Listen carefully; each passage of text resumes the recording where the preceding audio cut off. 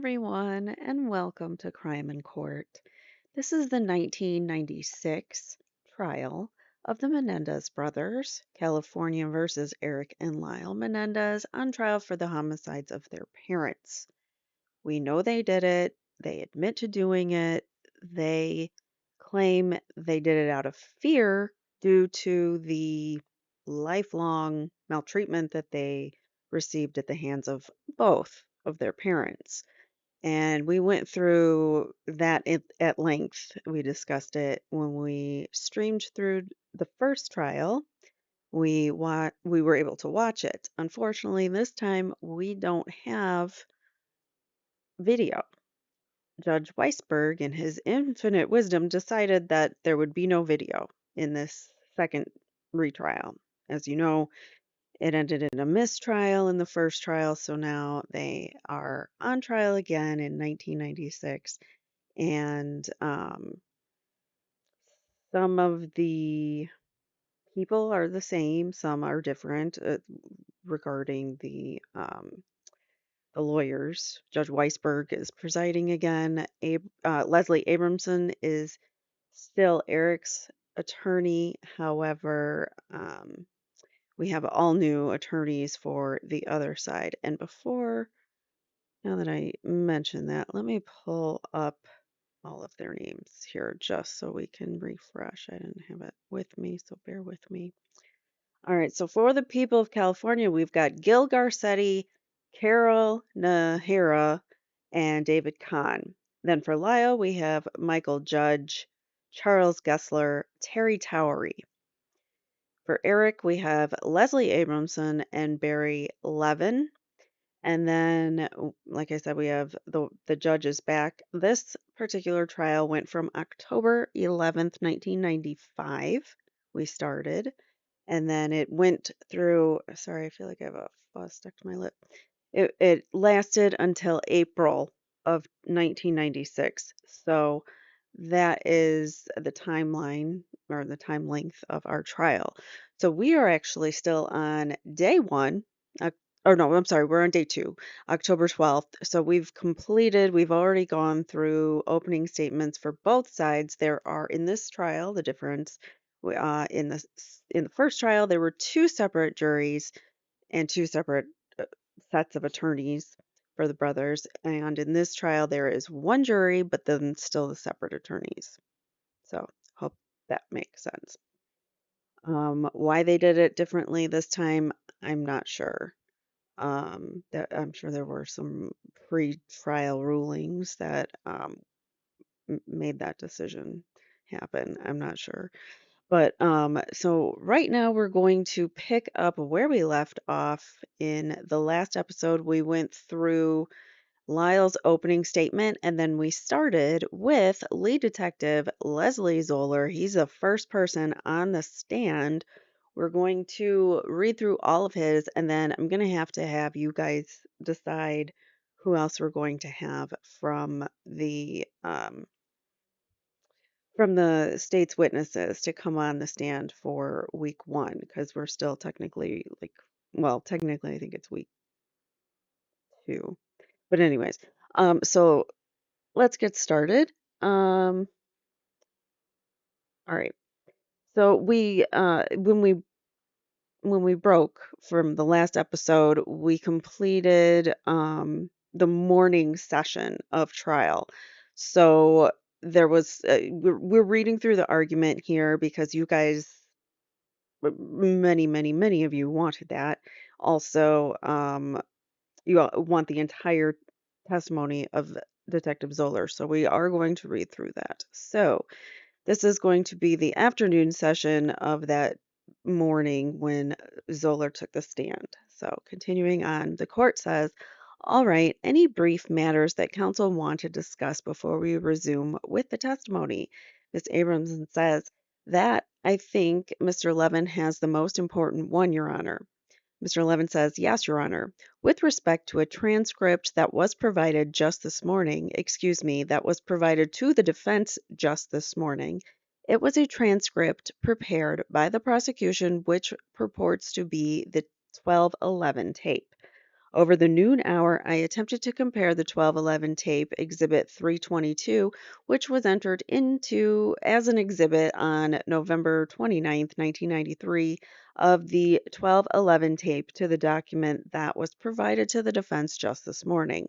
And just in the first page alone, I found that there were several substantial differences that appear and or are omitted from the prosecution's new version. So it sounds like the transcript versus what's actually in the tape is there's a bunch of discrepancies. For example, and then the court interjects, all right, you don't have to give me examples now, just you have some problem with the current version. Mr. Levinson says, yes, Your Honor, I have a very large problem with the current version, and I also now going to send am now going to have to spend a substantial amount of time. It took me almost the entire noon hour just to go over the first couple of pages and note the changes that I saw. Having just been provided with this document this morning raises concerns that we have already touched upon in this court about failure of turning over discovery, being sandbagged and given documents late, and then expecting us to make an immediate response. And this is like I think this is a prosecution sandbagging tactic 101 to delay and not have your counterpart prepared for trial, which is very unfortunate that they play dirty. And I'm not saying just prosecutors do this, defense attorneys do this as well. But when you're the state and you're representing the state, you really shouldn't be um, doing things that could be kind of improper. So there's that. All right, so having just been provided with this document this morning raises concerns that we have already touched upon in the court about failure to turn over discovery, being sandbagged, and given documents late and then expecting us to make an immediate response. We feel that this is absolutely improper, but it also causes great concern for myself and other members of the defense team because we now have to divert our attention and resources to this immediate problem. We are asking for a continuance of 2 days until Monday so that we can have the remainder of today and tomorrow to correct this version and be prepared for the cross examination of Detective Zoeller.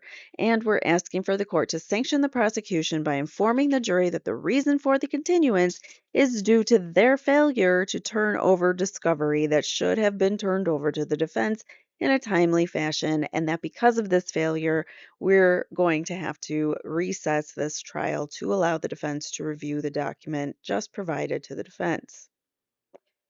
This is very troubling, and although I'm not going to go into the specifics that's contained in the versions that were just provided to the defense, I would say that they are very substantial. They're not just a trivial word that's omitted.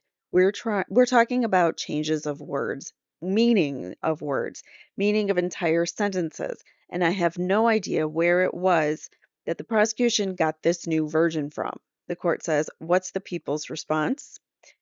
Mr. Levin says, "Do you want to see the one you just gave me?"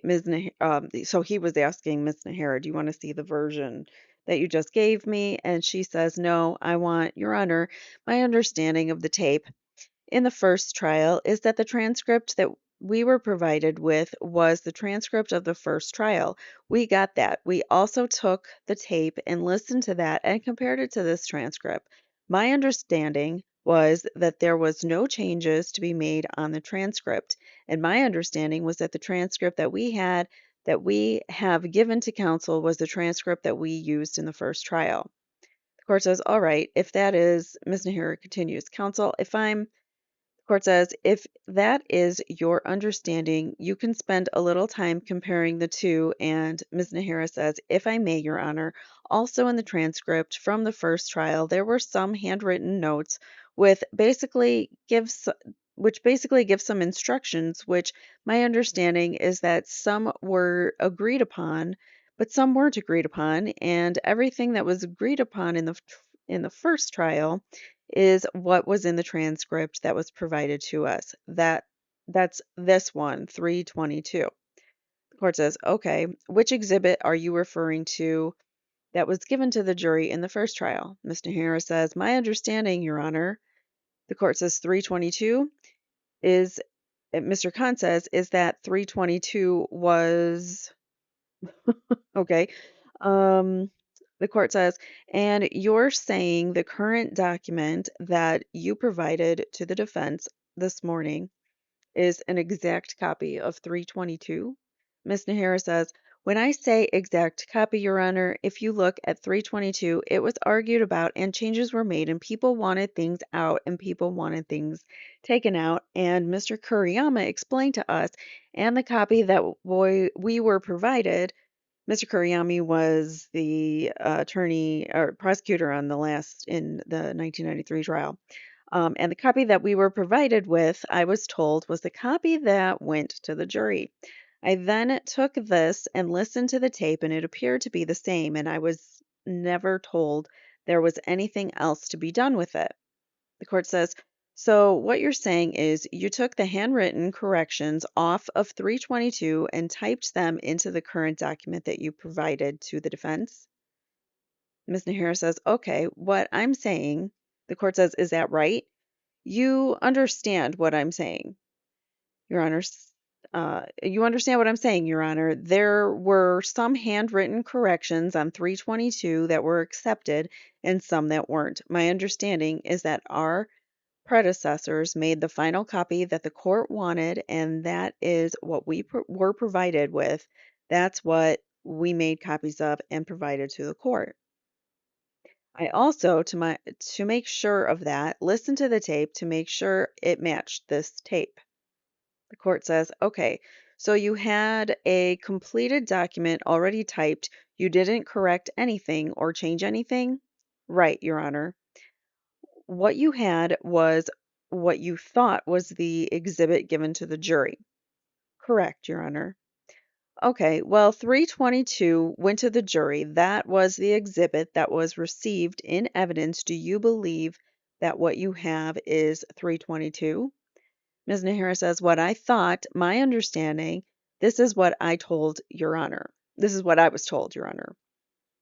My understanding of all of this was that 322 had certain corrections on it, some of which were accepted, some of which weren't, and that the final draft is that we were presented with and what I have presented to counsel." Why is this so complicated? I don't understand. She's making it more complicated than it needs to be. He says the final draft is not what went to the jury. 322 is what went to the jury in the first trial, according to my notes, says the court. Ms. Nahara says, "Okay." The court says, "And whatever you have, someone gave you, and you don't really know what it represents."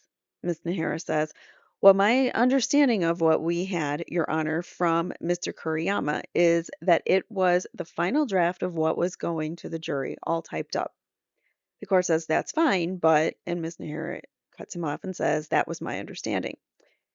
Court continues, 322 is in the possession of the clerk, and it has the label, has the exhibit received. Whether or not there were additional copies of it made for the jury to listen to, I have no recollection. Normally that is done, and it would be reflected in the transcript of the proceeding of the first trial. But also, normally, one copy of the transcript is received in evidence, and the clerk keeps a record of it by making them with exhibit label, marking them with exhibit labels. And that has always been available to counsel for both sides, and there's no dispute about that. So, what I would propose is that the exhibit that went to the jury be photocopied and that be used in this proceeding. Ms. Abramson says, "Your Honor, there may be some," Ms. Nahara says, "there might." Ms. Abramson says, "Excuse me, Ms. Nahara, there was another exhibit called 354, which was a transcript of the 211 tape that was supposed to be presented to the Erik Menendez jury in the first trial. It was disputed, is what I show, Judge." The court says, "Yes, I have that too." Ms. Abramson says, and what I think happened was the original 322, the corrections were then typed, and we tried to get that before the Erik Menendez jury, and I have a copy of that retyped version, which at the very end of it, the last words on it are retyped and edited 11/10/1993. And that was what we understood was 322. Let me see if I'm right about this. Without numbered pages. Yeah, it was not printed originally on numbered stock, and that was 354 was the version of 322 with the handwritten corrections on it, and this was disputed. The court says by the prosecution. Ms. Abramson says by the prosecution from what I recall. The court says now the prosecution wants to use it. Ms. Abramson says no, they don't. It isn't the same. That's the point. Even 354 and what we got from them after we asked today are different, and that's the point. Even if 354 was just another incarnation of 322, what we were given today doesn't match either of those versions, and that's the problem.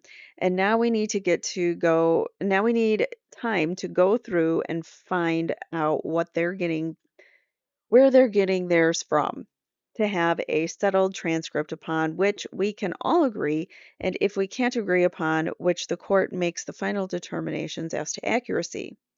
The court says, as to the exhibit that went to the juries in the first trial, that had been subject to objection. Ms. Abramson says that was admitted, by the way, Judge. 354 was admitted as a disputed version, and the jury got it as such. And I don't know if they all got 322 because the clerk tells me there's a box somewhere with all the different copies of all the different transcripts that we gave the jury. And I don't know if he gave them both 322 and 354 or only one of them. The court says the records indicate that 322 went to the jury, and unless there is something that would show otherwise, that was the exhibit that went to the jury. And for the purpose of playing the tape in these proceedings, that transcript can be used during the course of the proceedings. Counsel will have many weeks to listen to that tape and refine the transcript if you choose to do so, and clean it up so that another version of the transcript will be presented to the jury. But when a transcript is given to the jury to have before them when a tape is played, they're instructed that the tape is the evidence, not the transcript, and the transcript will only assist them in listening to the tape. So clearly, 322 was subject to litigation and subject to review by all current counsel, and certainly can be used within the understanding that later on it can be supplemented or replaced by some other transcript that is further enhanced or refined. Okay then. Ms. Abramson says, that's what happened, I think, last time, Your Honor, which is why 354 came into being. The court says, yes, that's fine, and maybe some other reincarnation will come into being. But right now, the one transcript that was utilized can be used. Everyone's on notice that that was the transcript that would most likely be used here. Ms. Nahara says, Your Honor, as the court says, as far as discovery, it can't be any more simple. If either side has an exhibit that you intend to use, show it to the other side at least the day before, and to be consistent with our time schedule here so that we don't have delays such as seems to crop up when it show it wait seem which seems to crop up, show it to them more than a day in advance. These things are not secret items that can't be shared with the opposition. Especially lengthy items such as transcripts can be required time to review, and photographs that might or might not be in dispute, they should be shown well ahead of time. I don't see why there's a problem for either side doing that, and if it remains a continuing problem, the easiest and most effective way the court will deal with it, unless there's good cause shown why these things hadn't been displayed to the opposition, shared with the opposition in a timely fashion, is that you won't be able to use them. Period. I don't have any other discussion about it. Ms. Towery says, Your Honor, there's another issue that we wanted to raise with the court, and that deals with not just exhibits but witnesses as well. Before the court yesterday ordered the prosecution to notify the defense of the witnesses we were going to call this week, we did ask informally what witnesses the prosecution would be calling, and other than advised orally that the prosecution would be calling Detective Zoeller, our Avril Crome, the neighbor, and several of the officers who responded to the crime scene, Ms. Abramson says, and the 911 witness. And the 911 witness, the prosecution, I just point out to the court, has listed, I've just point out to the court, the prosecution has listed 56 witnesses on their case in chief witness list. The court says, I don't have that. Ms. Towery continues, I'm just indicating the number of witnesses on the witness list. The morning after or actually during the recess, I asked Mr. Khan for a copy of that list, and he indicated that I would have to ask Miss Nahara.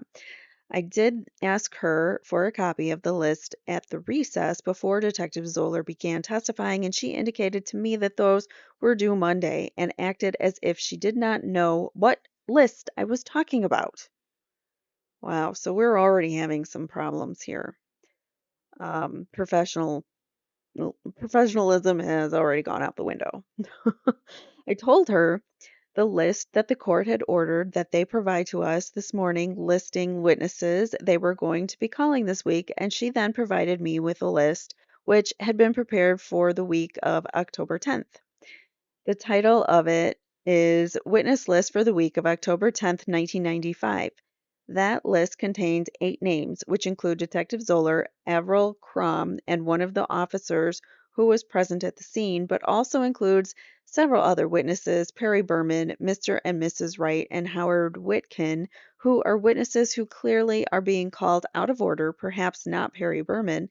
He may be in order, but the other 3 clearly are being called out of order. And again, we have divided the labors among us on the defense team so that each of us has certain witnesses that we are responsible for, just as we did in voir dire, as the court's aware. And to be told one thing and then provided with a list of different witnesses makes it very difficult for us to prepare adequately for cross-examination of the witnesses. So I want to bring that to the court's attention and add that as a reason for our request for a continuance until Monday to be able to be prepared to meet the people's case. And again, request the same sanction that the jury be advised that the reason for this continuance is because the prosecution's violation of discovery orders and that the defense was not at fault. I mean, I like their resolution for it. I think it's good because how many times has the court already said this? The court says, all right, as far as this list, it was provided to the court before 9. The court informed me that she had received it and told her to put it on, and I told her to put it on the bench. So why wasn't it given to the defense? Ms. Nahara says, Your Honor, when I came, I handed a copy to the clerk, and there was no one in here. The clerk was here, and everybody was mulling about, and no one was up here at counsel table. And then I just started working on getting our stuff together here, and when Ms. Towery asked me for it, I gave it to her. The court says, well, Ms. Nahara continues, I mean, next time I'll leave it on the desk and I'll be more than happy to do that, Your Honor. The court says that would seem to be a reasonable approach.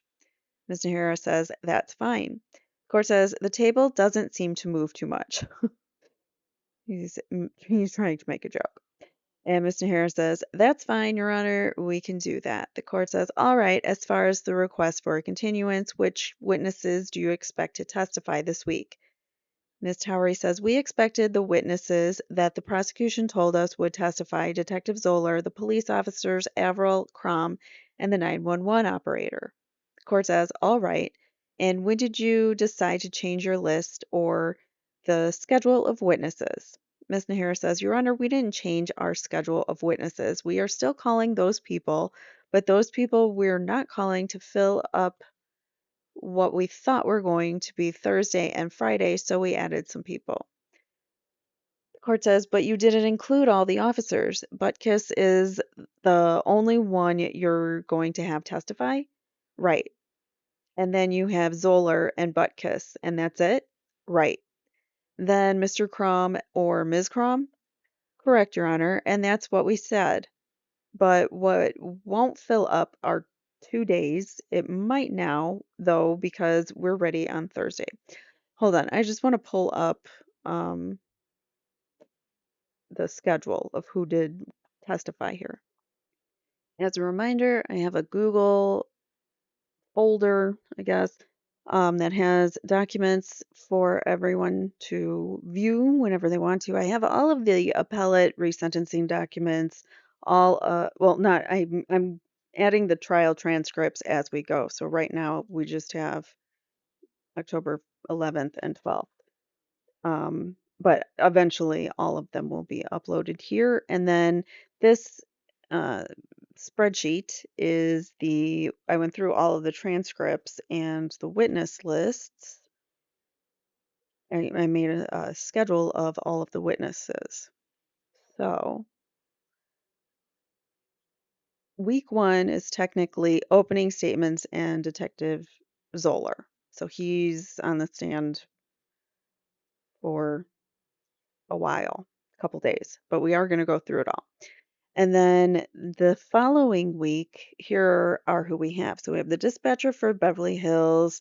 We've got Michael Butkus, who's the officer for Beverly Hills, which he mentioned, the judge just mentioned. We've got Avril Crum, who is a neighbor. She heard gunshots.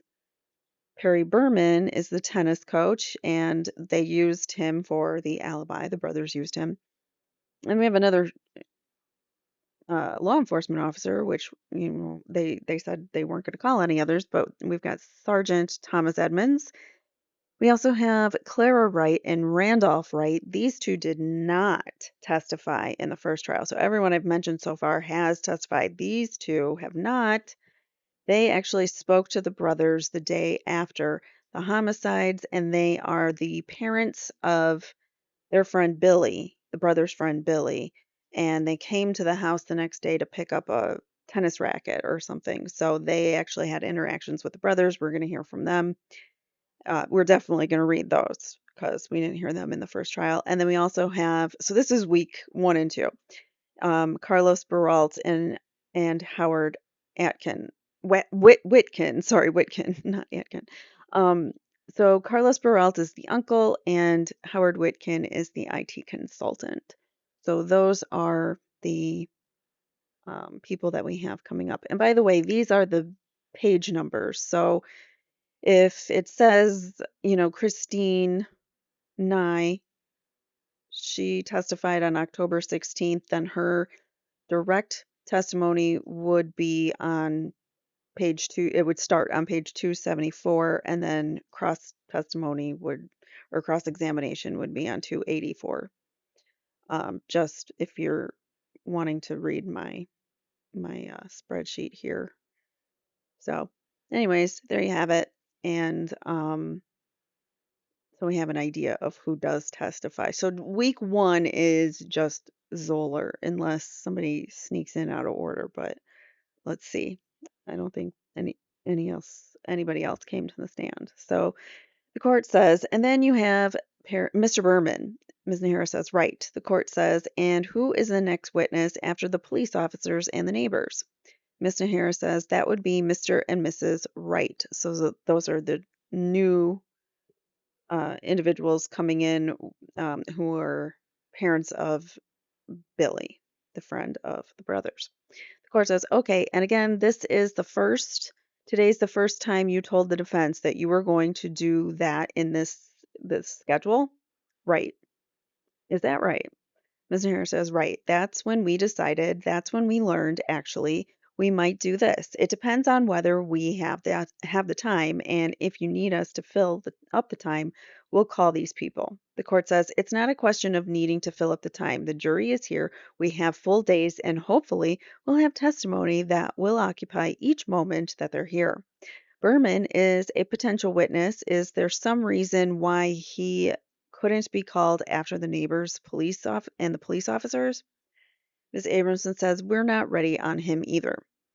Ms. Towery says, I just point out also, Your Honor, on the prosecution's witness list, there are 6 scene police officers listed, plus the neighbor and the 911 operator. That makes 8 witnesses. And then Detective Zoeller. That's 9 witnesses. And we expect it to be called based on what they told us. There are additional criminalists on the witness list, so there are quite a number of witnesses who we thought were being called this week. The court says, all right, what did you base that on? The fact that someone told you that was going to happen? And Ms. Abramson says, I asked Mr. Khan. He's, he said, the officers at the scene. And I said all of them. He said most of them. So I prepared on 6 police officers. Wow. Wow. That's just wrong. Like to spend all your time on these 6 police officers, you're preparing for that, and then they only call 1 or 2. Ugh. Okay. Mr. Khan says, I didn't say that. Miss Nahara says, no. Miss Abramson says, and then I had to ask, and the 911 person? Yes, and the 911 person. And that's all we heard. We didn't hear about, oh, and he said, and Crom, which was the neighbor. And I said, fine, I've got it. It's the crime scene. It's the crime scene that you're going to be doing. And he said, yes, the crime scene. Now, Perry Berman and the Wrights and Howard Whitkin are not crime scene witnesses. The court says, okay, Mr. Khan. Mr. Khan says, yes, the crime scene people are Butkus. He's the only one from the crime scene that we're calling. I didn't say we're going to call most of the police officers in the crime scene. I certainly didn't say that we're going to call Butkus is one of the witnesses we want to call. We also want to call Detective Edmonds, who interviewed the defendants that night and and he has a problem with Friday.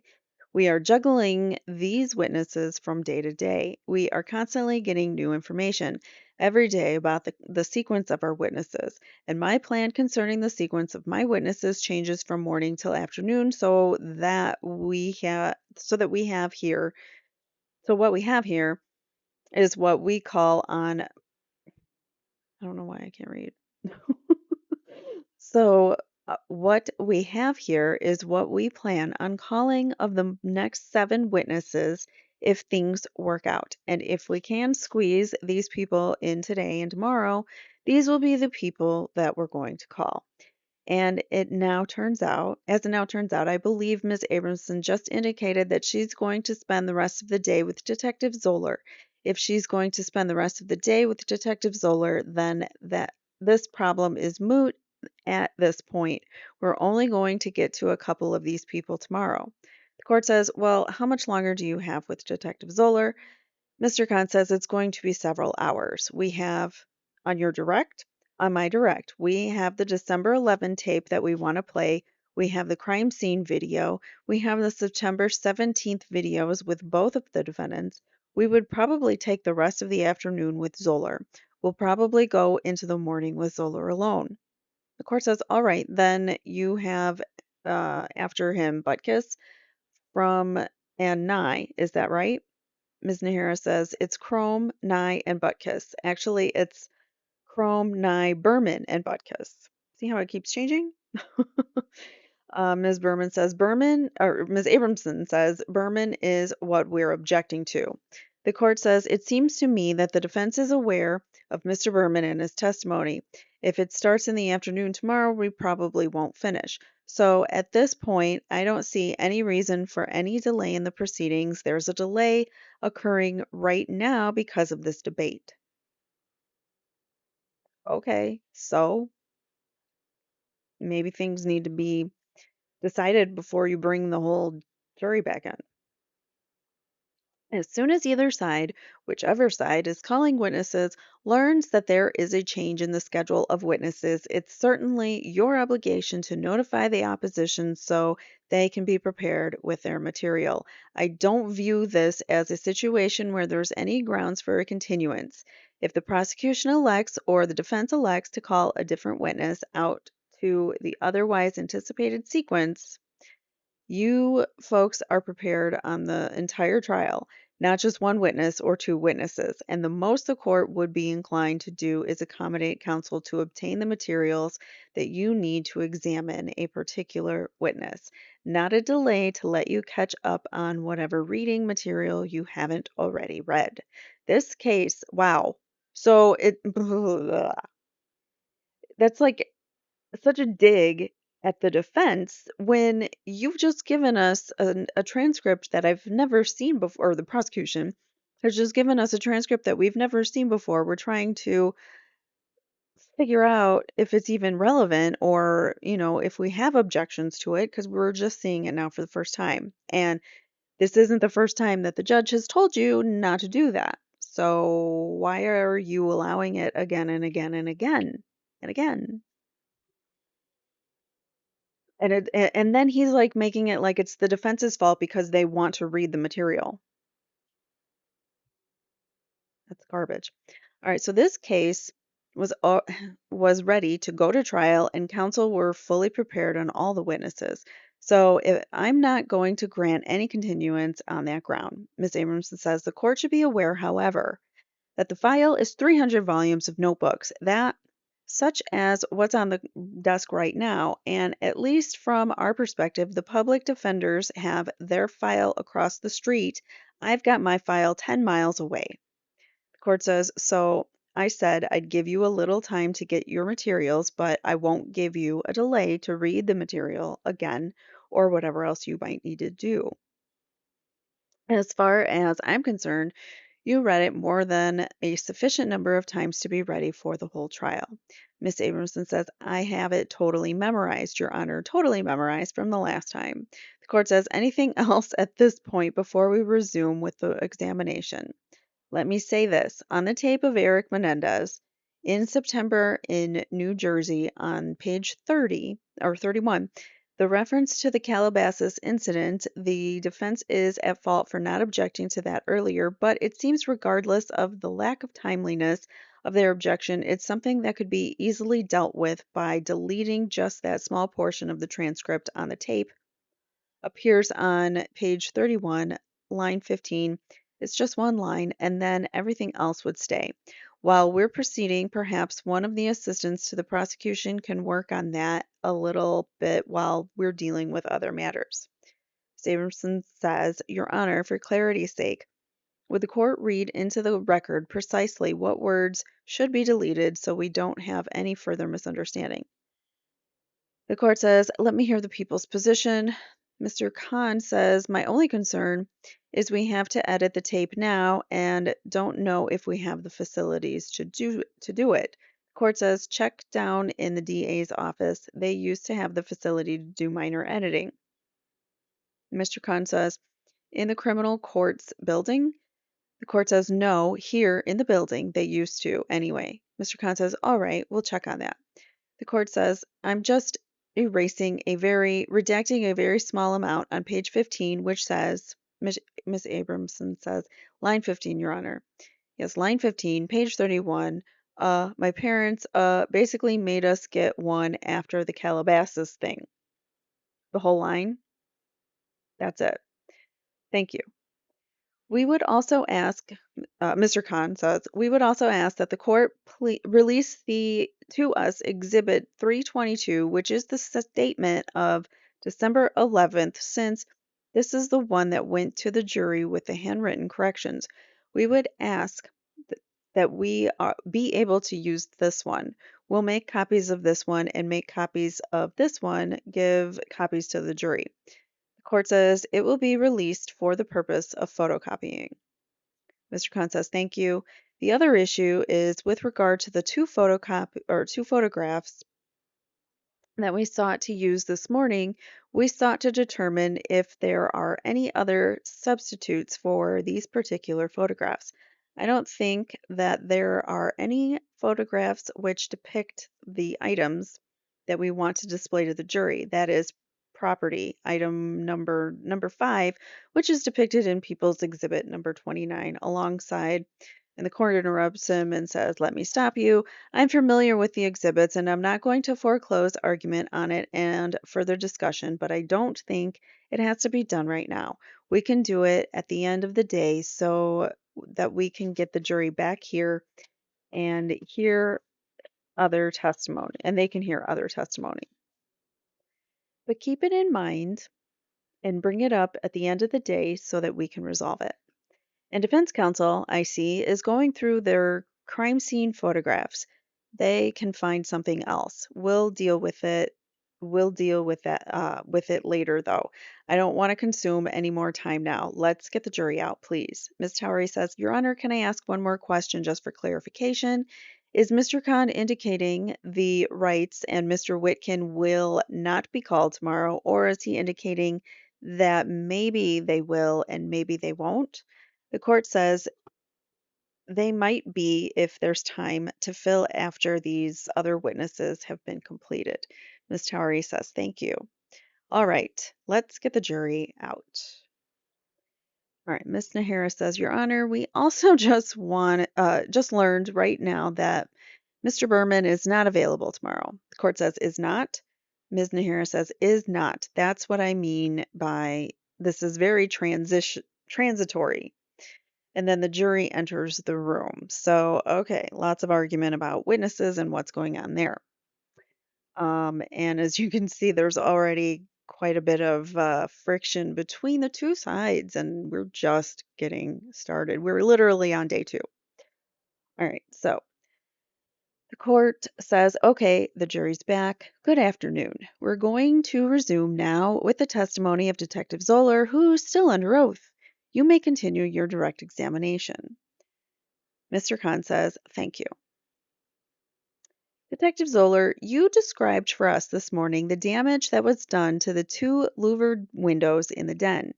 Did you, as part of your investigation, make an effort to determine if there was any damage to the exterior of the home that might correspond to the damage of the 2 windows in the den? Yes. Ms. Abramson says, "I'm going to object to the form of the question. It calls for speculation of the witness." Court overrules that. Mr. Khan continues. "And what did you do in that regard?"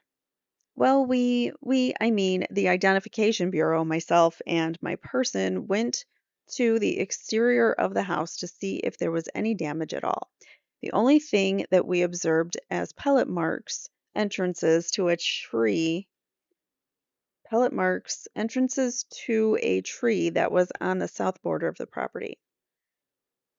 And can you tell us, directing your attention to the diagram that we have previously marked as People's 2 for identification, which depicts the interior and the exterior of the home, I would like you to tell us, if you would, if you see on this diagram the tree that you are referring to.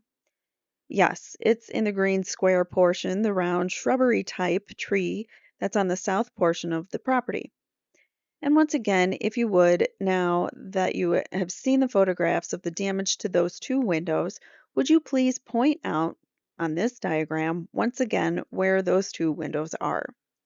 Okay, it's the French doors, which is depicted in the solid black line on the south side of the den wall in this area here. Mr. Khan says, "I have some additional photographs which I would like to mark at this time. These are photographs which have not previously been marked. There's a photograph which depicts the exterior of the home in the area of that tree and the lawn. May this be marked as People's 45 for identification?" The court says yes. Mr. Khan continues, "Showing you People's 45, can you tell us what is depicted on this photograph?" This is a photograph from the side of the pool with with the photographer facing in a western direction with the tree that I'm referring to on the left corner of the photo. And then there's French doors, which are the French doors to the living room directly to the photograph. Question. And do you see something extended across the lawn there? Yes. What is that? That's a tape measure that meaning the Identification Bureau and myself, we had put on the tree, and then through the hole of the French door, the hole from the shotgun blast, through the French door inward. Mr. Khan says, I have another photograph that I would like to mark, which has not previously been marked at the other trial. It depicts the tree, including the base of the tree. May this be marked as 46 for identification. And there is another photograph which depicts the same tree from a closer view. If that may be marked as 47 for identification, the court agrees. I'd like to show you these two photographs starting with 46. Can you tell us what is depicted in the photograph? 46 shows the trunk of the tree with the damage in it from the entrance or due to the entrance of the shotgun pellets. And 47 is a close-up of that same trunk showing the pellet marks. Okay, now you identified for us a photograph of a coffee table in the den in front of the bodies of Kitty and Jose Menendez. Did you inspect that coffee table to see if there were any significant marks on that table? Yes. And did you observe any significant marks? Ms. Abramson says, I'm going to object to the lack of foundation and expertise in tool marks or other marks, Your Honor. The court says, well objected, overruled. So that's all it took? Uh, oh no, he says, well, objection overruled. Sorry. You can answer the question. So yeah, I mean, you don't have to be an expert in tool markings or pellet marks or anything like that. You can just say, that's what it looked like to me on the stand. Unbelievable. It's unbelievable how much leverage courts give expert law enforcement witnesses. Just because you're law enforcement doesn't make you an expert in shit. I'm sorry, but it doesn't. Unless you actually have an education and proper training in the thing that you're talking about, you shouldn't be talking about it on a stand. But here we go. We have a biased judge. So the witness says yes. And the question again, questions by Mr. Khan. And can you tell us what type of mark, if any, you observed on that table? Directly in front of where Jose was seated was a mark approximately 4 to 5 inches long from the corner of the coffee table. Directly in front, from the edge of the coffee table, directly in front of Jose Menendez in 4 inches. And it seemed to be some type of a scrape or a smear mark. And does that mark appear in any of the photographs, or is it visible in any of the photographs that were taken at the crime scene? It is not visible, no. Another item which you marked in your property report and which you already described to the jury was that stain that you said was visible in the area of the kitchen. You described a stain on this chart in the upper left-hand corner as being item number 23. And can you tell us if you were able to obtain a photograph of that stain? I know that photographs were taken of it, and I'm not sure that the stain came out in the photographs. Now, as part of your investigation, did you seek to determine if there were any weapons anywhere inside that room where the bodies of Kitty and Jose Menendez were found? Yes, it was part of the investigation. And what determination did you make in that regard? We found no weapons. Did you seek to determine if there were any weapons anywhere inside the home? Yes. And where, if any, did you locate such weapons? In Kitty's wardrobe closet with it had sliding glass doors. There were two 22 caliber rifles standing in the corner of that closet. There were no other weapons in the home. And that corroborates what the brothers testified to, that she had 2 guns in the house. And that and that is in one of the closets off the master bedroom? That's correct. Were those weapons loaded? They were not loaded. Do you know if there were any ammunition anywhere in the closet or any place close to the weapons? I didn't observe any ammunition in the house. Ms. Amerson says, well, I'm going to object to that, Your Honor. There's no foundation that he looked in every possible place. The court says, well, his answer is he didn't find any ammunition in the house. That answer will stand. Objection overruled. Mr. Khan says, did you seize those two 22 caliber rifles? No, I did not. Why did you not seize those? For a couple of reasons. One is that the weapons the weapons that were used in the homicides appeared to be shotguns. They were not shotguns, and the um the handgun, the rifle. So these were rifles. So they were not shotguns, and two, they were not in the immediate area of the crime scene, being the downstairs den. Now, how long did you remain at the crime scene conducting your investigation? Approximately 8 or 9 hours. And during that time period, did you see the defendants? Yes. And can you tell us what it was that you first saw or when it was that you first saw the defendants? I first saw the defendants at approximately 5:30 in the morning of the 21st of August. Where was it that you saw them? A police officer that was on the exterior of the crime scene to my location advised me that they were there, so I went to the exterior of the house, and I don't recall whether it was the front or the rear of the house, and I met them there. And that was your reason for meeting with them at the time? Oh, they had requested entrance to the house. And did you speak with them, or did you speak to them at that time? I spoke to them in as much as to say that they weren't to enter the house at that time. Did they indicate to you that they wanted to enter the house at that time? Yes. And when you spoke to them, were they together? Yes. And did one or both of them indicate to you that they wanted to enter the house? Yes. Do you recall which one indicated to you that they wanted to enter the home? I don't recall which one, no. But was that comment made in the presence of the other? Yes. And what reason was given to you at that time for entering the house? Well, they wanted to pick up some things. The items were clothes, and they wanted to pick up their tennis rackets, which were in the den. So probably, possibly part of the crime scene and may get taken by law enforcement. Question. And did they tell you that the tennis rackets were in the den? Yes. And what is your understanding that the room where the crime took place was?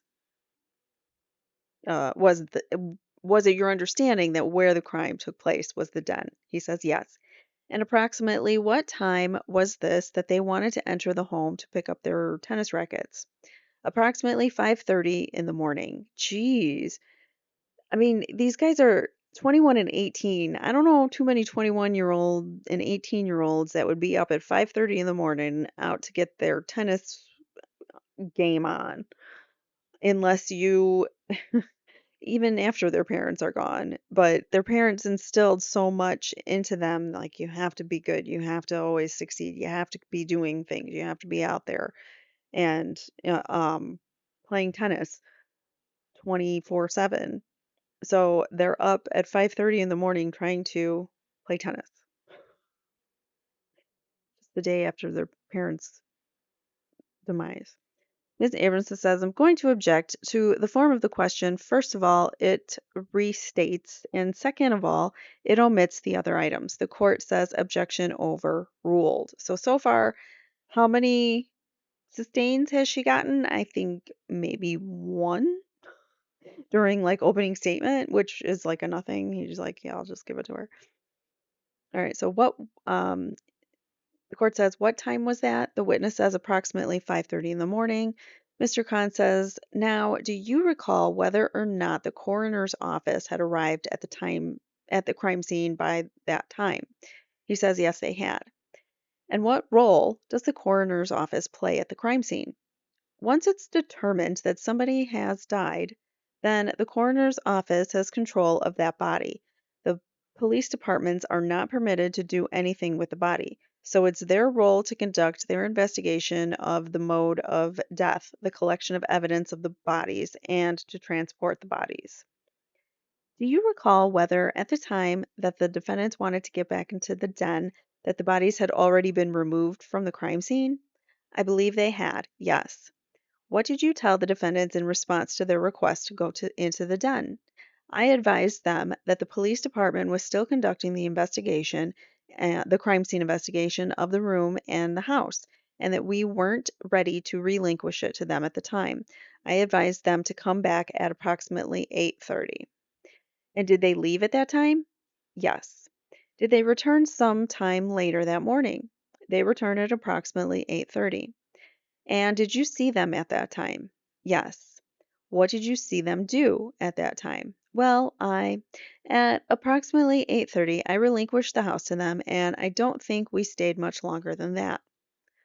Were there any pets inside the home? Yes. What type of pets?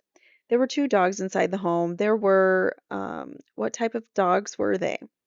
What type of dogs were they?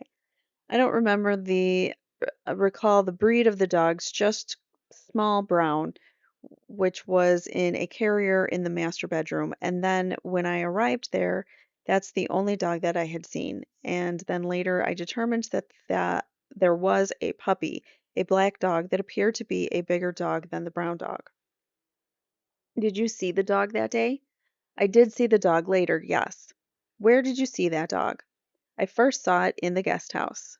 Were you present when the coroner's office removed the bodies from the crime scene?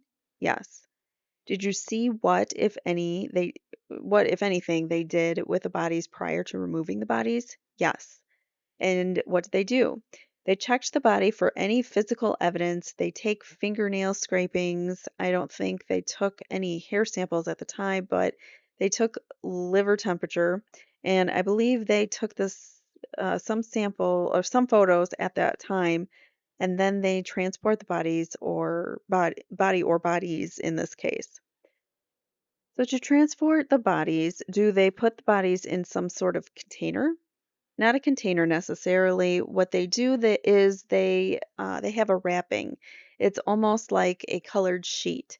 And then next to the body itself, because in a case like this, it's messy. Next to the body itself in a plastic sheeting that they put. So they put the body in the bag, the plastic sheet, and wrap the body in the plastic sheet, and then cover it with the sheet. With the Miss Amerson says, Your Honor, I'm sorry. The witness says, with the sheet, the colored sheet. Miss Abramson says, Your Honor, at this time, we'd like to approach before counsel asks the next question. It's a matter I objected to in opening statement. The court says, I want to hear the question. I don't know if I know what it is. Mr. Khan says, when the body of Jose Menendez was being removed, did you observe anything unusual happen to that body? That's the question, Ms. Abramson says. Mr. Gessler says, object as irrelevant. And the court, again, overrules. Mr. Khan says, you may answer the question. He says, yes. What did you observe at that time? When Miss Abramson says, I'm going to object again, Your Honor, and I'd like to approach because I know what the answer is. The court says, objection overruled. So now he's not even letting her come up to um, his bench and ask any kind of questions outside of the jurors' ears. That's ridiculous. And he's already begun with, kind of closing Leslie out, it seems. He like doesn't let her get in her full argument, shuts her off, cuts her off, doesn't let her fully argue her points. And it's just frustrating to see that he's continuing on with how he was behaving. The witness says, when Jose was moved, he was already in rigor, which means the joints have already stiffened up, and the coroner put his body on the floor, which is where the plastic sheeting was. And because of the rigor, his body or his torso was approximately 6 to 8 inches off the ground. And as the body sat there, it started, I hate to be graphic, but it started oozing a little bit, and then the brain just fell out of the head on the plastic sheeting. Mr. Khan says, do you recall if that was placed into a separate type of container or wrapping? The only reason to say this is to inflame emotions, and the judge knows that. So to let that in after both Erik and Lyle's attorneys objected to it. It's kind of crappy to me. Mr. Khan says, do you recall if that was placed into a separate type of container or wrapping? I don't remember what the coroner did with it at that point. Now, as part of your investigation in this case, did you also attend the autopsies of Kitty and Jose Menendez? Yes. And who was the representative from the coroner's office who performed these autopsies? Dr. Golden. And that's a name I don't think, did he testify? I don't remember because it was so long ago that we did testimony. But when we get to him, I'll let you know if he testified or not. I can't remember now. All right. So, question: were any items of evidence recovered during the course of the autopsies? Yes. What was recovered during the course of the autopsies? There was plastic wadding or cups of pellets, shotgun pellets. And did you take those items into and book them into evidence? It's taken in the coroner's office and booked into their evidence, and then they released it to me and I put it into my evidence. Yes. And as part of your investigation in this case, did you also cause to have photographs taken by your department at the time of the autopsy? Yes. Now, does the coroner's office ordinarily take their own photographs? Yes, they do. And can you tell us why it was that you decided to have your department also take photographs during the course of the autopsy? I just feel that our department takes more thorough photographs of the autopsy, so I would prefer that our department, in conjunction with the coroner's office, take photos. Your Honor, at this time I have an evidence envelope which was previously marked as exhibit number 16 in this trial. I would also ask that this be marked as item 48 for identification. The court says it's an envelope and its contents. Mr. Khan says, yes, Your Honor. He says, all right.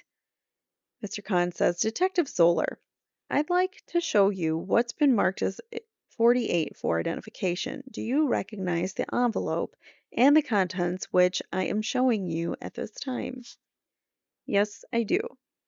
And without opening up all of the envelopes, can you just describe for the record, first of all, what that large evidence envelope contains at this time?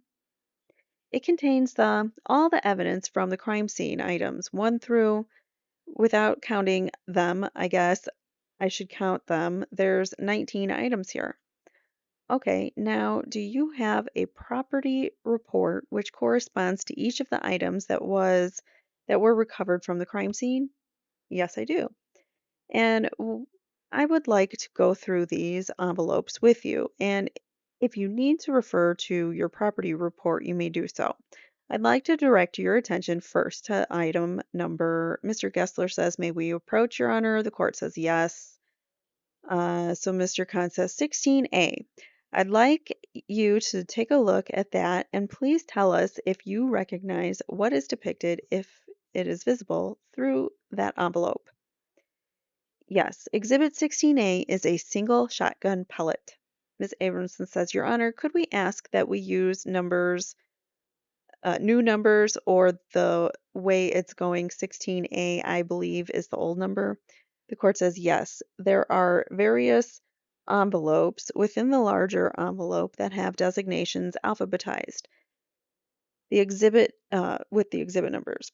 So these will be, instead of 16, they'll be Exhibit 48A, B, and C, etc.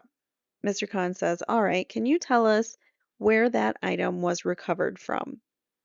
In our diagram, it's depicted as number 24, which was located under Mr. Menendez on the floor. The court says, so that is what now? Item number 24 on the chart, which is a single shotgun pellet, labeled what? 16A. Ms. Abramson says 48A, correct, says the witness. Mr. Khan says, directing your attention to a second envelope, this one is labeled 16B, I'd like you to take a look at that. The court says that's 48B. Let's use those designations now. The witness says the item is evidence number 21, and all the items are labeled with the Beverly Hills property evidence tag, which has the date and the case number, what we call a register number, which is the property record number, and the item number. And this is item number 21, which corresponds to the property record. And in this has two pieces of a wadding, it looks like. And the court says, "Can everybody in the jury see the witness? I can't see one juror there." So, and then the witness continues. "A plastic piece of a bracelet and two shotgun pellets." Mr. Khan says, "I'd like to show you a third envelope which will designate 48C. Can you tell us what is depicted if you can see it through the envelope there?" 48C is item number 11 on our chart here, and it's a shotgun wad. Okay, and this particular shotgun wad that you are describing is a piece of white plastic approximately 1 inch in length. Is that correct? Correct. You guys recall last time I brought up a picture of the inside of a shotgun casing. Let me grab it here again. All right, so here is the inside, what the inside of a shotgun pellet looks like. You've got at the very bottom is your primer. That's what gets it to go from the gun, from the hammer, I guess, from the gun, whatever that piece. I don't know. I'm not a gun person, but you know what I mean.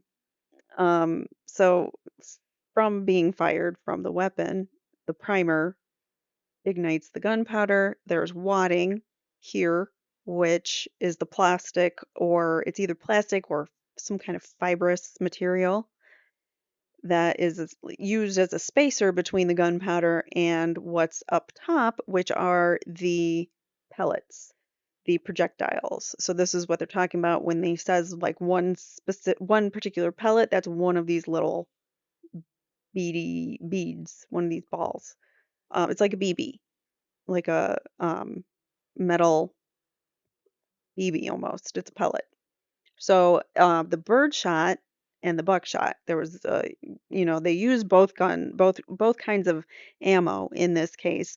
The bird shot has smaller, many more pellets. The buckshot has larger, less pellets inside.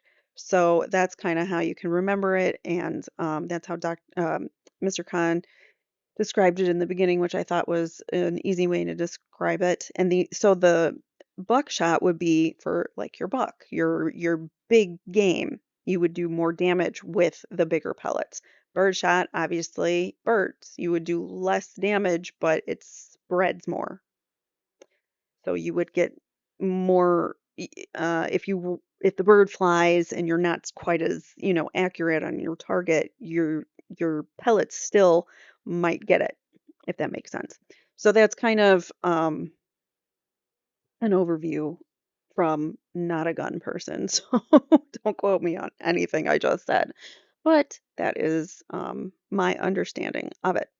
All right, so let's go on. Okay, in this particular shotgun wad that you are describing is a piece of white plastic approximately 1 inch in length. Is that correct? Correct. Is that what you described as being the item that is found within a shotgun shell between the pellets and the that which makes the shotgun shell fire? So the primer. Yes, the primer and the gunpowder. My dogs are all getting real antsy because it's close to lunchtime and they're getting annoying. So sorry, I keep pausing. All right, so she adds yes, or he, sorry, Mr. Zoeller, Detective Zoeller says yes. Ms. Abramson says, "I'm going to object to the form of the question. It misstates the testimony. Moreover, this is not an expert witness in ballistics." The court says, "Sustained." Oh my God, we got a sustained. I think that's our first sustained during testimony so far. And he actually struck the answer. So answer stricken. Nice. Okay.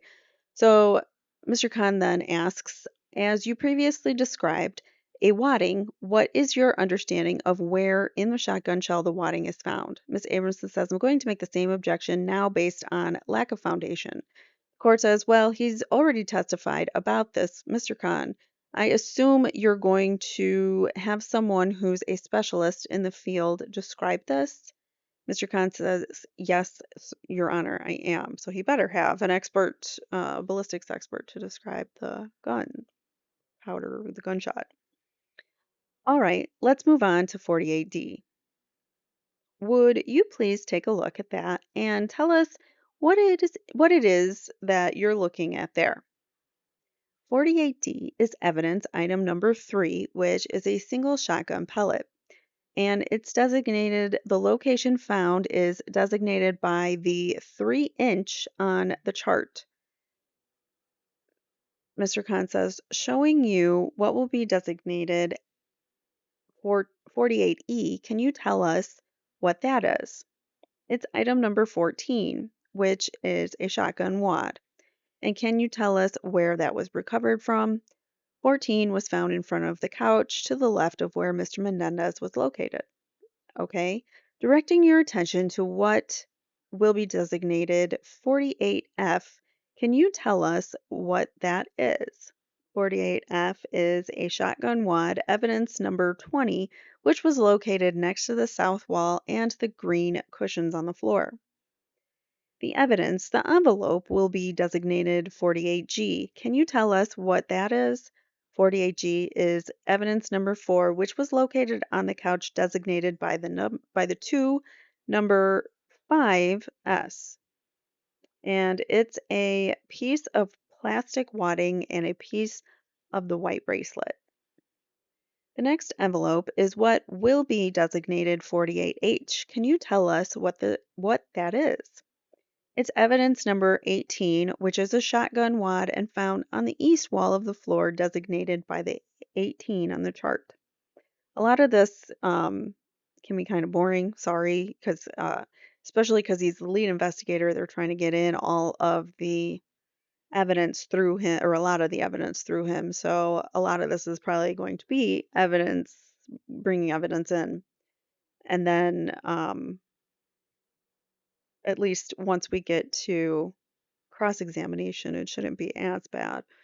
All right, so the next item is an envelope that will be designated 48I. Can you tell us what that contains? 48I is evidence number 19, which is a shotgun wad found on top of the green cushion in the corner of the chart. The next item will be designated 48J. Can you tell us what that envelope contains? It's evidence number 12, which is a shotgun wad, and this one was found on Mr. Menendez's right thigh. The next envelope will be designated 48K. Can you tell us what that contains? Evidence number 10, and it's a shotgun pellet located above the 14 on the chart. Next envelope will be designated 48L. Can you tell us what that contains?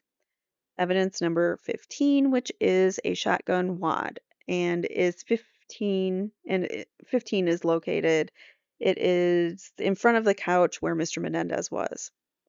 And the next item will be designated 48M. Can you tell us what that envelope contains?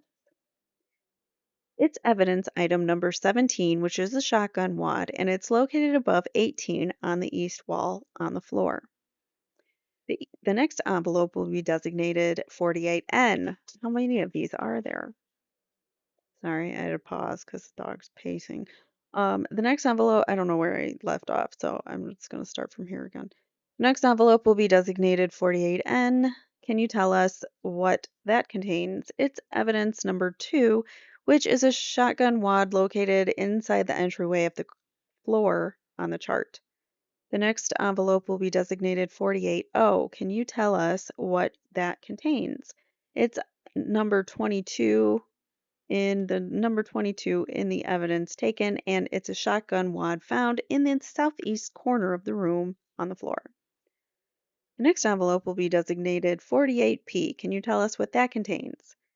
48P is evidence number 8, and it's a shotgun pellet, and it was located on the couch on the north side of the couch or on the north side section of the couch. Next envelope will be designated 48Q. Can you tell us what that contains? 48Q is a single shotgun pellet and it was found on the cushion to the right of where Mr. Menendez was seated. What is the point of all of this? Okay, there were shotgun pellets. It was a messy scene. Like, we get it. There's a lot of pellets everywhere. Shotgun pellets are messy, they go everywhere.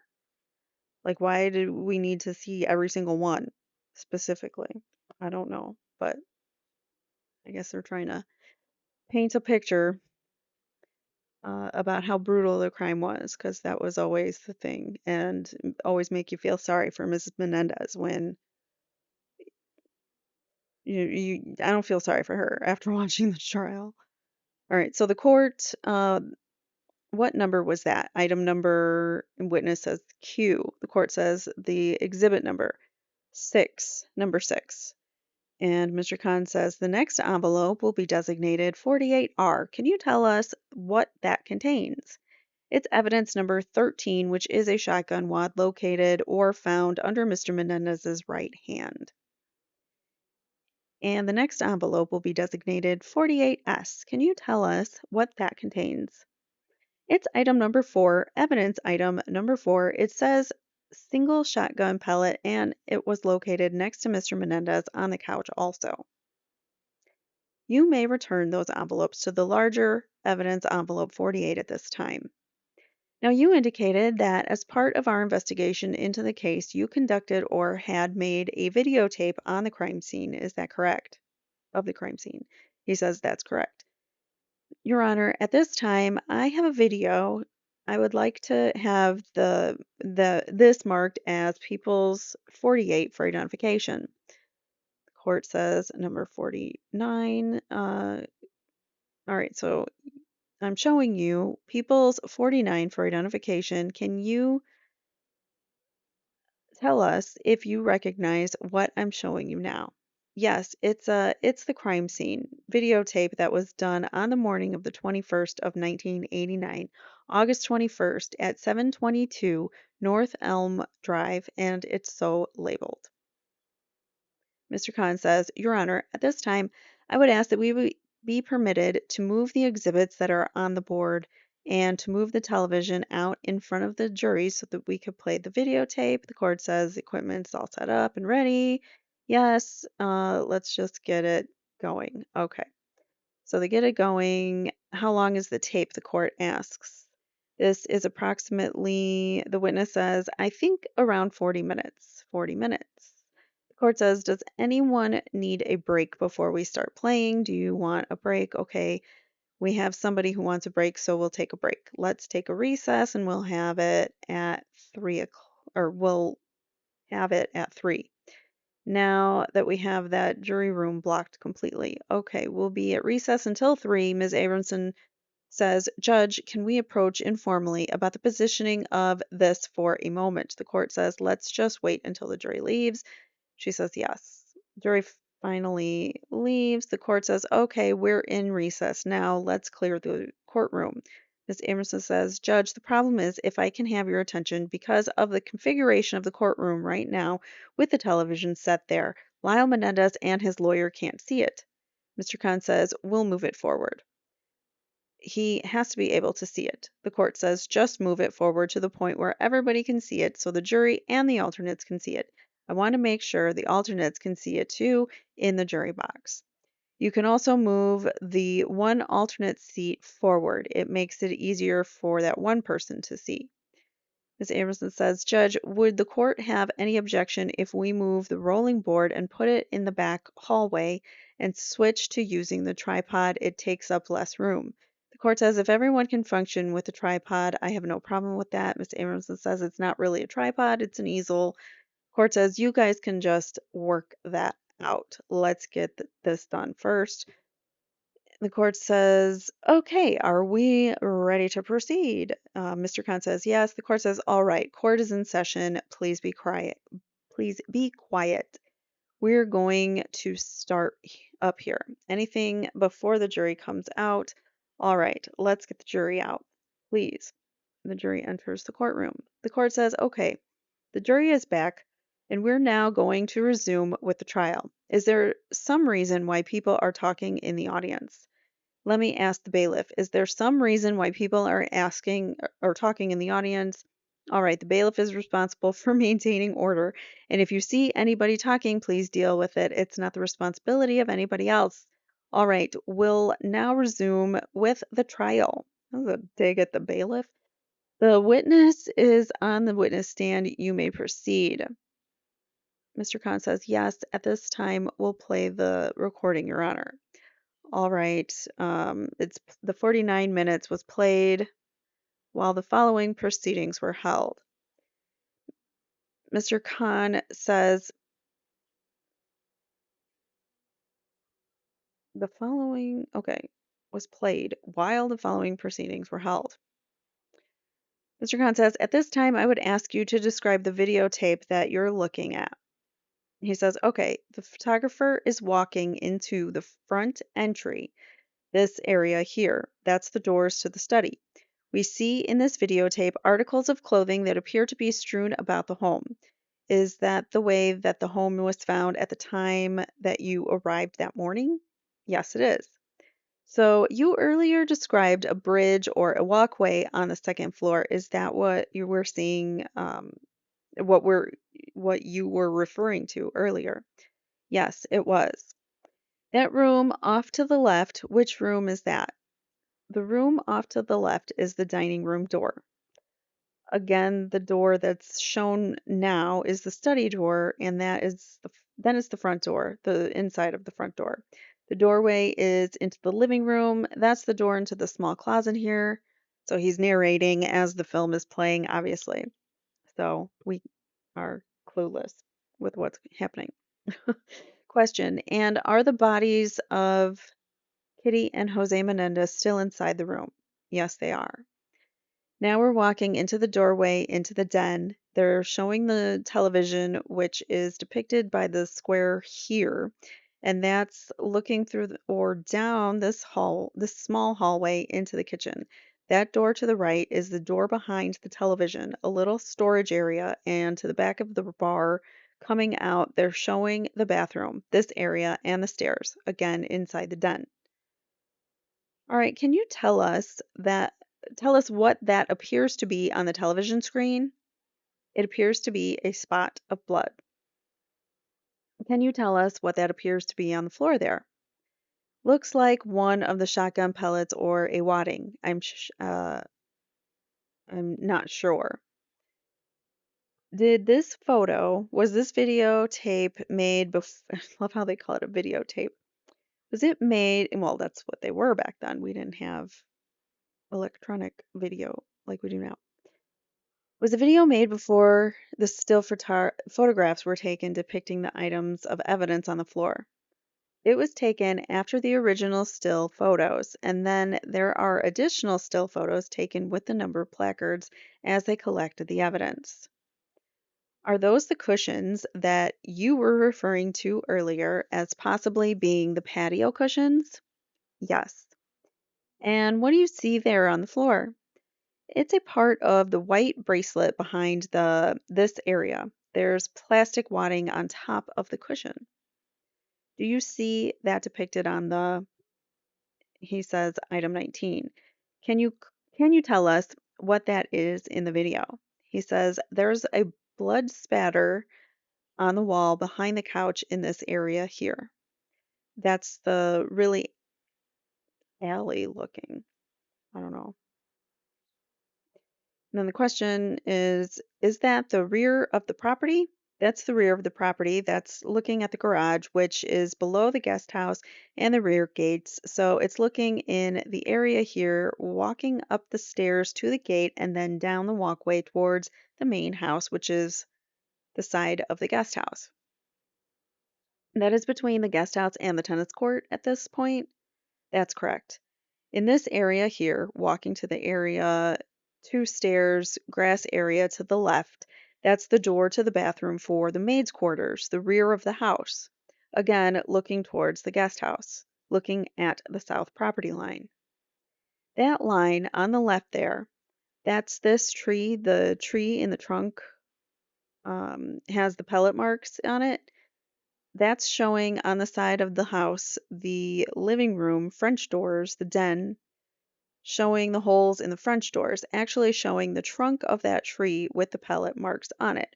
Walking down the side, the south side of the house, looking to the rear of the house, it's the service door to the rear, French doors from the breakfast area, walking into the service porch area, walking around this corner of the house, looking down the side. Again, that's the French doors.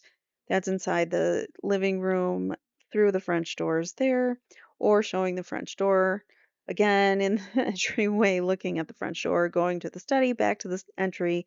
This is the base of the stairs. That's actually the landing of the stairs. That's upstairs in the landing area, in this area. After looking, I'm sorry, that's across the way into bedroom number 3, which was Eric's room.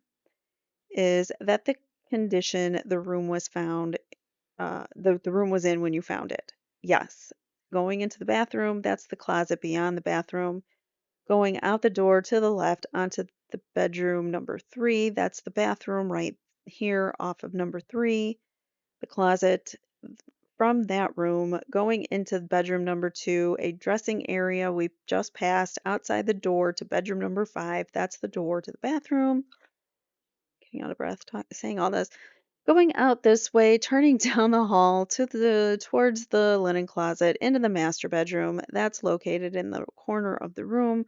Walking in the direction, the wall, this is the wall, walking to the right, which is his bath, Mr. Menendez, the sauna, and the shower. That's into the closet area described as his closet, walking through this area into what's described as her bathroom, the tub, the closet area, her dressing area, or the cabinets, back into the master bedroom, the stairs, again, the den downstairs, that storage area I described behind the television. This was not shown at the first trial that I believe. I don't think we saw this. And if we did, I don't remember. But um could it be?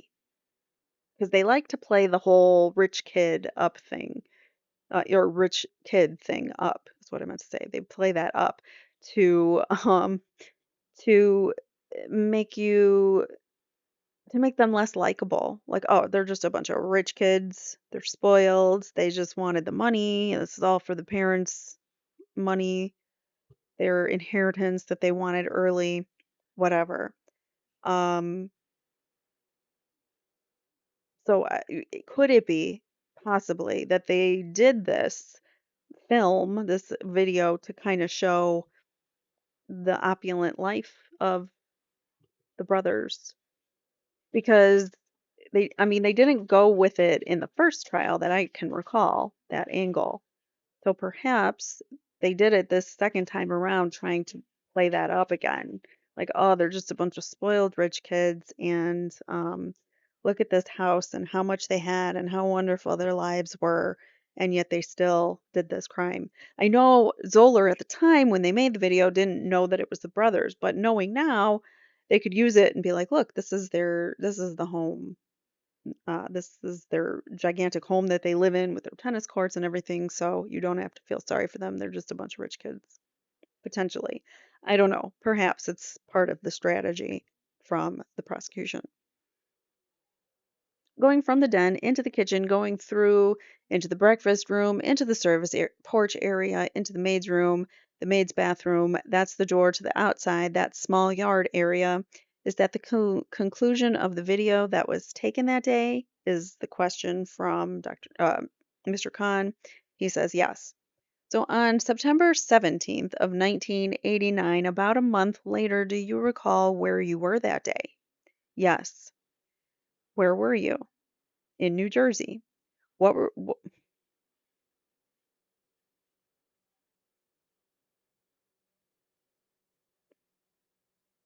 I'm confused. Oh, so he traveled to New Jersey, I guess. Okay, so he traveled to New Jersey on September 17th for whatever. Okay, so what was the reason for going to New Jersey?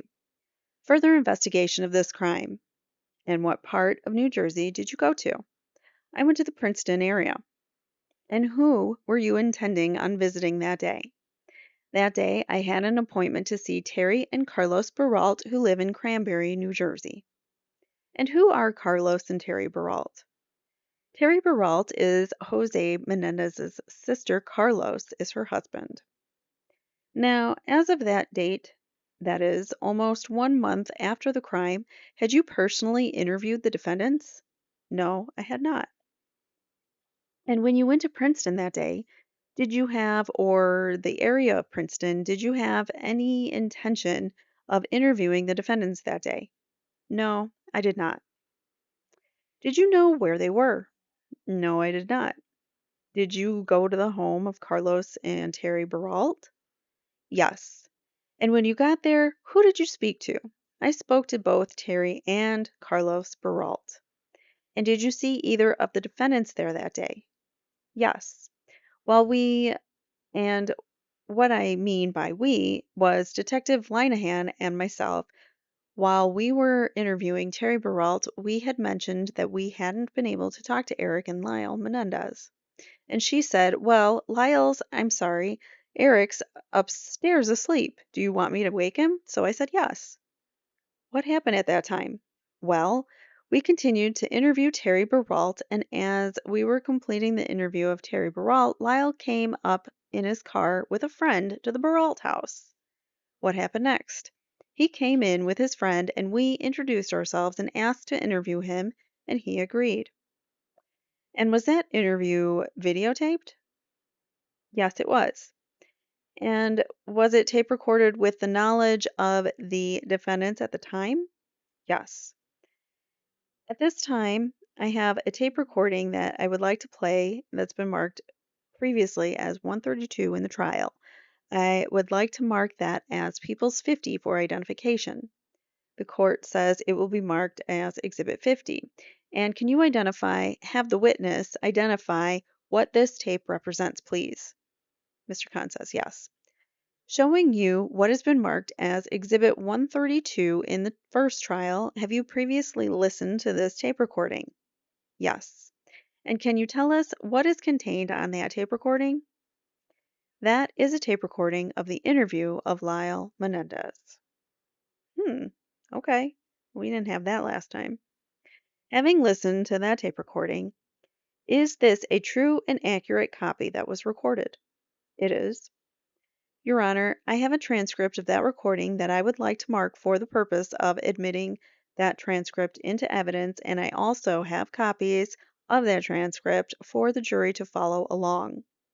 May this first copy of the transcript be marked as People's 51 for identification. Court says, yes, we'll have the bailiffs hand out copies of the transcript to the jury. Then will be provided to you, or this will be provided to you, ladies and gentlemen, just for the purpose of following along with the transcript as the tape is being played. You won't be keeping it at this point. We'll be collecting it after the tape is played. The transcript, Exhibit 51, has been handed to the jury. Ladies and gentlemen of the jury, the tape recording itself is the evidence of the conversation, the best evidence of the conversation, having the voices of the participants. And the transcripts are provided only to assist you in listening to the tape, following along if you choose as the tape is being played. But the best evidence of the conversation is the tape recording itself, and there's often discrepancies in a transcript. There are not a they're not 100%, they're not 100% accurate. Some words are misplaced or omitted or mischaracterized in the script, so be aware that the tape recording is the best evidence of the conversation, not the transcript. Okay, then we hear, yes, ma'am. Juror number 10 says, may I be excused? The court says, sure, we'll take a moment here before we resume. Obviously, at this time, if any of the jurors need to take a break, just let me know and we'll accommodate you. Don't be reluctant to do that. Mr. Khan says now, okay, so there was a brief pause in the proceedings, but I guess they're back. Questioning by Mr. Khan. Hold on, let me go feed these guys and then I will be right back to continue reading. And I'm back. All right, so let's continue on. They had a little break in their proceedings, and now we're back. So Mr. Khan says, "Now, was your partner, Detective Linehan, with you at that time?" And Detective Zoller says, "Yes."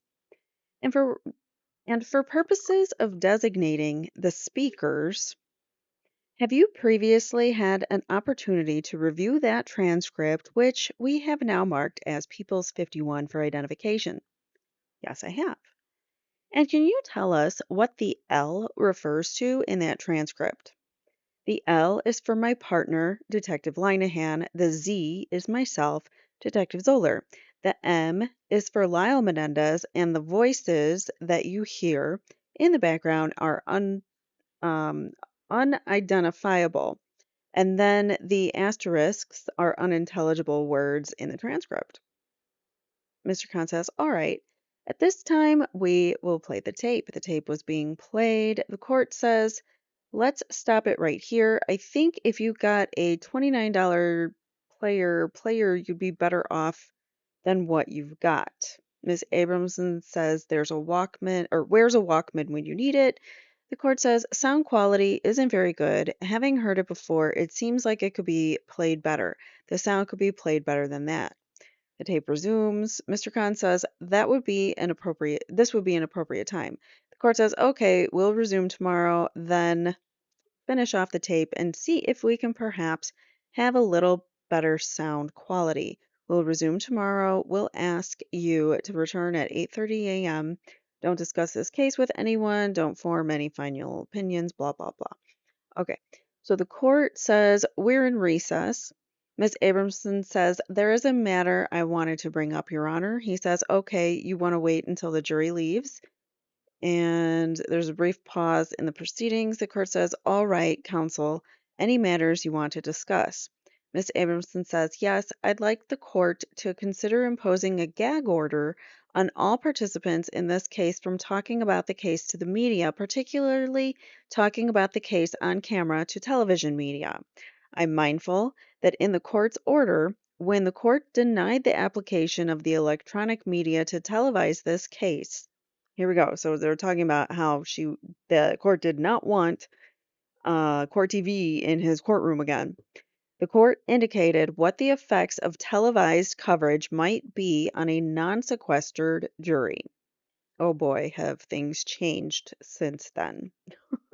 And information has just gotten that much more accessible for everyone with social media and everything. So it's very rare nowadays to actually sequester a jury. It was interesting that they did in the Delphi case just recently for Richard Allen. And that was like a 6-week trial, and they went 6 days a week. So being sequestered away from your family, I mean, that's a long time. And they couldn't have their electronics with them. They would have some days where they could like talk to their family, but um, yeah, they would be mostly in the dark about this stuff. But today, now we know just about anything, and you can get a Google alert anytime there's a news story about the Menendez brothers if you want it. All right. And what's been happening, Your Honor, is that at frequent times, more than once, even over the course of the day, the district attorneys in this case, on their way into court in the morning, are giving interviews and talking about the case and putting spins on the evidence, and they're doing the same thing every day at lunch. They're doing the same thing after the court sessions in the afternoon. And frankly, we would prefer not to say anything to the television media at this time during this trial, but when your opponent puts a spin on the evidence, it almost compels you, in case there's ever that third trial, to try and set the record straight. And I just think it's unseemly, it's unnecessary, and it's unwarranted in this case for there to be these daily news updates of the prosecutor's view of the evidence. Now, I haven't sat down with a new rule promulgated by the Supreme Court as to attorney speech in criminal matters to see if the specifics of what Mr. Khan is or isn't saying runs afoul of that rule, and I don't intend to spend the time doing that because we have enough to do trying to keep up with the ever-changing discovery and witness lists in this case.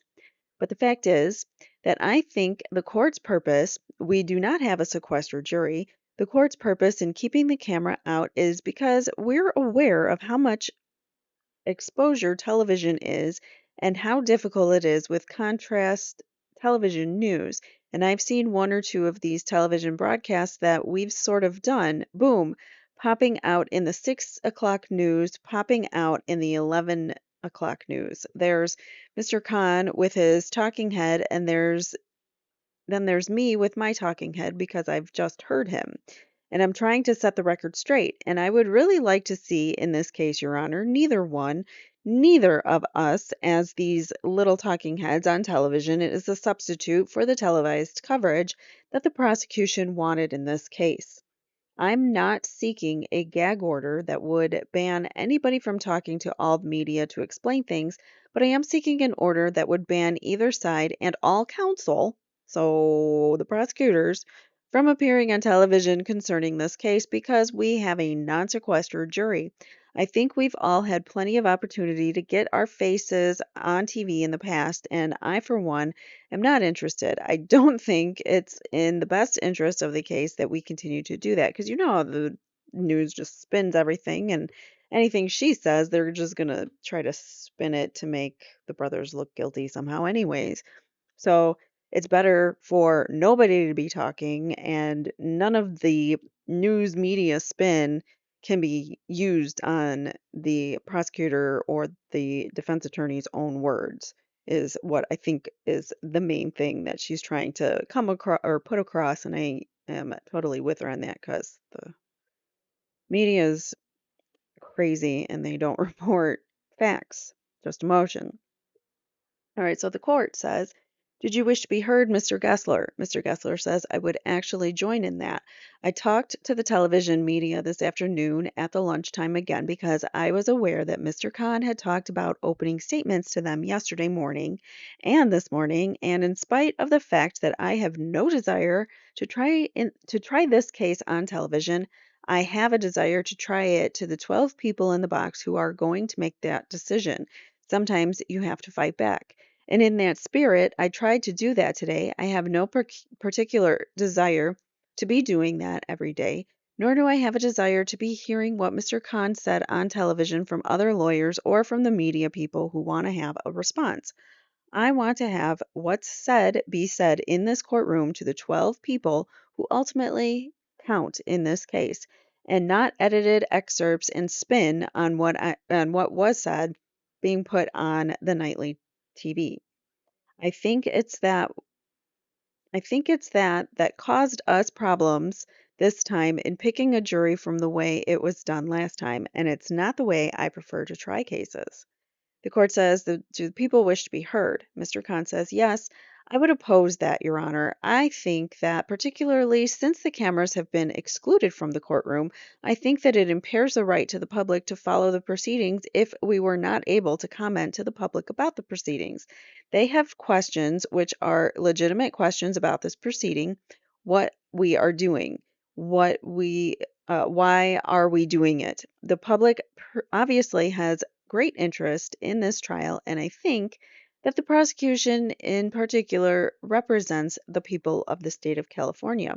And for the counsel to argue that we should not be able to respond to the public when they want to know what we are doing in this case and why we didn't do this the last time and so forth, I think that are legitimate questions. And I think that the people of the state of California, as represented by the district attorney's office, have an obligation to respond to questions put to us by the media so that the public will understand what we're doing in this case. And I think what counsel is requesting really makes no sense because she's saying it's okay to talk to the print media, but let's not talk to the television representatives. And I just don't think that it makes sense. I think that we should be permitted to explain to the representatives from the media what we're doing in this case, and I don't think a gag order would be appropriate. Ms. Abramson's response, I do think the new rule specifically prohibits that kind of spinning. I think it talks about the fact that you could explain what's actually occurred in the courtroom, but the media are in the courtroom, and I think giving them theories or reasons that are not evidence and that have not been introduced is precisely what the new rule was supposed to prohibit. That, I know, doesn't automatically mean that anything that's run afoul of the new rule should result in a gag order. It just certainly would prevent anyone from falling into that trap. Mr. Gessler says, my further concern, Your Honor, is the media questioning and concerns seems seem to be about Dr. McCarthy. FAA, number of things. What? Uh, a number of things which I think he just stuttered. A number of things which have not come before the jury at all, and the place to test out their theories and that they have to and what they have to say is if they're called to the witness stand and we do it in front of the jury, not a week or weeks in advance of TV monitors. The court says, was this proposal to issue a gag order to prevent the defendants as well as the attorneys from speaking to the media? Ms. Abramson says, on television, yes, Your Honor. The court says, and have they spoken to the media on television? No, Your Honor, never. The court says, well, they did after the mistrial, I thought. They did that Barbara Walters special. Or am I confusing that? Maybe they did that after the conviction. I'm not sure. Um, now I'm confused. Anyways, um, now this is gonna bother me. Hold on, let me look it up. Okay. I looked it up because it would have bothered me, and I'm sure it would have bothered you guys that I didn't answer it. So, the Barbara Walters special took place after their conviction in 1996. So, she is correct. They never spoke to the media at this point. I mean, they had plenty of conversations with people over the phone while they were in prison, but they never sat down and did like a television interview. All right, so the court says, and there's no proposal that and there has been no proposal for them to speak on television. Ms. Amerson says, well, Mr. Gessler says, not by us. Television, I think, has asked for us. Ms. Amerson says, television has been asking for that, Your Honor, for 4 years, and there's no arrangement until the trial is over, and even then, there's no firm arrangement that either of our clients will ever speak about this case on television. The court says, all right, well, the court's concern is whether or not the purpose of the result of any commentary, whether it's to the electronic media or the print media, or to anyone outside the courtroom, is to influence the outcome of the trial. This is the import of the recently adopted modification of the state bar rules dealing with this subject to more closely mirror the ABA standards of professional conduct, whether or not the purpose of the comments made is to influence the outcome of the trial. What I would suggest if you have any proposal regarding a gag order is that you draft such and present it to the parties and I'll review it. I'm not aware of any particular comments by anybody at this point that would fall within that category of prohibited speeches or conduct. Obviously, the lawyers have an ethical responsibility, whether the lawyer is representing the people of the state of California or an individual defendant, and that responsibility rises above an obligation to respond to each and every question that might be asked of the lawyer. So that's kind of a ding at the prosecution. He's acknowledging that at least, but he can't just come out and be like, hey, stop talking to the media, to the prosecution. He has to be like, I'm going to slap your wrist, but with um, a really mild insult. But that's about it. Just because a question is asked doesn't necessarily mean that an answer has to be given if that answer is misconduct, a violation of what would normally be regarded as professional conduct. Then the attorney who has asked the question should refrain from responding, and that applies to whomever the question is asked of. So it's not correct to say that just because an individual is employed by the district attorney, that entitles that individual to answer any questions that's asked of them just because the question is asked. I like that. So he did kind of admonish them, sort of. But at this point, nothing has been presented to me that will justify issuing a gag order. Certainly, I would be in a better position to consider that once you propose something in writing. Abramson says, I will. I do have the new rules and the history of the rules, and I will take a look at it, Your Honor, and try to propose an order that you want something that tracks the new Supreme Court bar rules. He says, I want to see what your proposal is. Wow, he is such a jerk to her. She says, okay. And the court says, and we'll deal with it further regardless of whether there's a gag order. Counsel have a professional obligation and also an obligation to the court. And if the court finds that counsel are not complying with their responsibilities, that's a matter that would be addressed. And I really don't think it would be in the best interest of whichever side does something to create the potential of contaminating the jury with inadmissible information or evidence or inflammatory information or evidence. I don't think it will be to the benefit of any side to have that brought to my attention and have to deal with it in court with the ramifications that would result from that. So it's a little bit of a stern warning, I guess. So he's like, I haven't seen anything, but if anything rises to this level, you better not rise to that level because I'm gonna have to deal with it, and I don't want to deal with it. So I'll consider whatever proposal you have in writing, but at this point, I'm not going to respond further. You had something else you said you wanted to discuss. Miss Abramson says, one other silly thing. There was a process server in the courtroom who threw a subpoena at me. I kept telling him, you cannot serve someone in a courtroom, and I just tell you this for scheduling problems. This is a subpoena apparently issued by the Attorney General's office of the state, who I would think would know better. I'm an expert witness in a federal habeas corpus case, and with no previous phone call to me to arrange anything.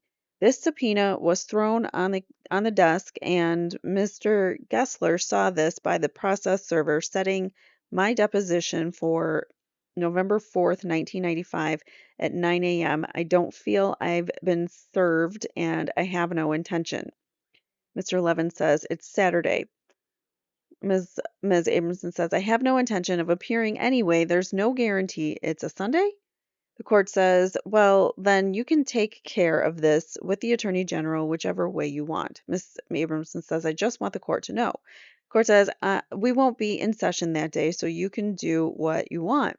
Ms. Abramson says, they may be subpoenaing me for another time.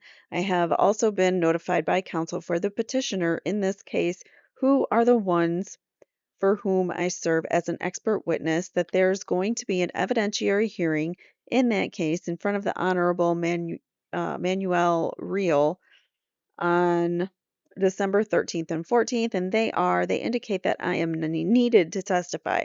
I'm a competency counsel expert.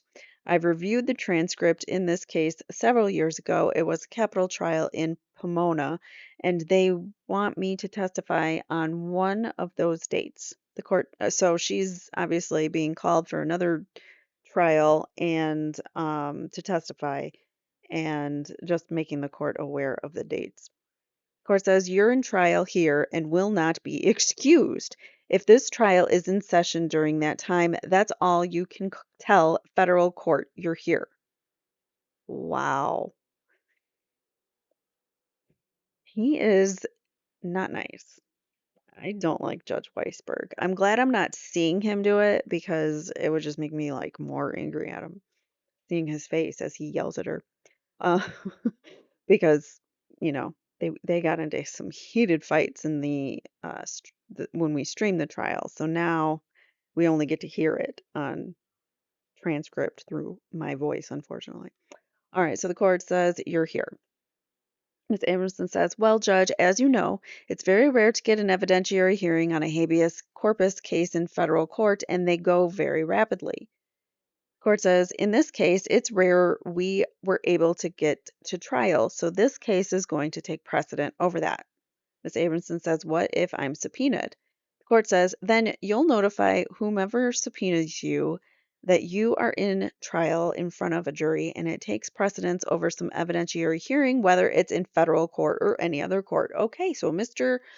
Judge Weisberg thinks that he's better than the feds. Mr. Abramson says, who's going to post my bail when Judge Reel throws me in jail? We're not dealing with this necessarily. The court says, listen, I've told you where your obligation is, and it's clear it's with this case. Ms. Abramson says, I will tell them. I don't know what they're going to do at that point, but I'll tell them. The court says, we're in recess until tomorrow morning at 8:30. Mr. Gessler says, the court says, we're in recess. One of the matters is requesting the court for whatever limiting instruction the court might want to devise, I suppose, after the tape has been heard by the jury or before they come to hear the rest of it tomorrow morning, as to the effect of statements made by the police officer to an individual they are talking to as to what they have heard from other people. As the court knows, the police officers are under no restriction to tell the truth as to what they've heard from others. They can say anything they want with reason if it will get a response from the person that they're interrogating or that suspect. The court says, my suggestion is, number one, can't you cover that very quickly in cross-examination of the witness? Mr. Gessler says, well, in doing that, I might have to bring out, well, you immediately told Mr. Menendez, Marcy, I